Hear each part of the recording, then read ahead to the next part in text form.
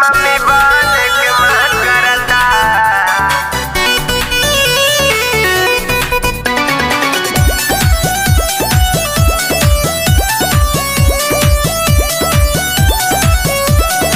Music by बिपिनेश प्रेमी। घुट घुट के जिया तानी रोई के चिल्ला के तू ता बड़ा बसल सैया बहरा में जाके मम्मी बाल के मन करता। मोर जवानी हमके तंग करता। मम्मी बाल के मन करता। मोर जवानी हमके तंग करता। घुट घुट के जिया तानी रोई के चिल्ला के घुटा बड़ा बसल सैया बहरा में जाके मम्मी बोल के मन करता। मोर जवानी हमके तंग करता। मम्मी बोल के मन करता। मोर जवानी हमके तंग करता। मम्मी बोल के मन करता।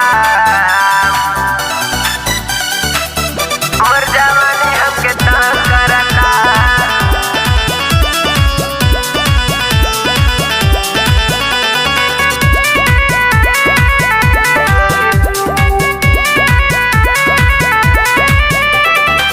आइला ना घरे दहिया सिंहारे दुखावा कैसे बताई हम। लागे न लाज तोहे हमरा के छोड़ के बड़ा तू बहरा में बसल बलम।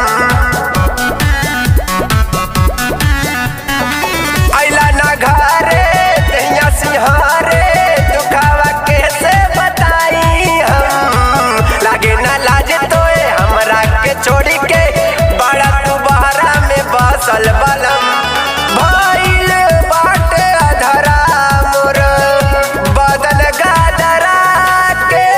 भइल बाटे अधरा मोर बदन गादरा के। मम्मी बोल के मन करता।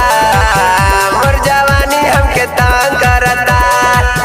मम्मी बोल के मन करता। मोर जवानी हमके तंग करता। मम्मी बोल के मन करता। मोर जवानी हमके तंग करता।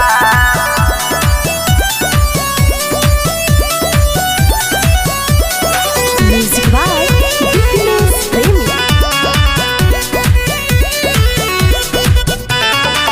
रोता सेज हो गईला एज हो आके सल सहन होने छुआ।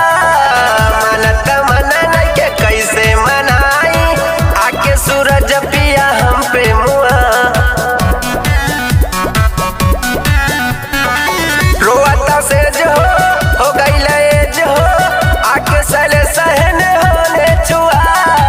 मनत मना नहीं के कैसे मनाई आके सूरज पिया हम पे मुआ।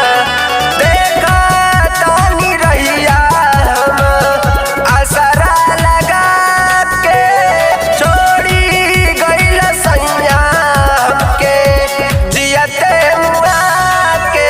मम्मी बोल के मन करता। मोर जवानी हमके तंग करता। मम्मी बोल के मन करता। मोर जवानी हमके तंग करता।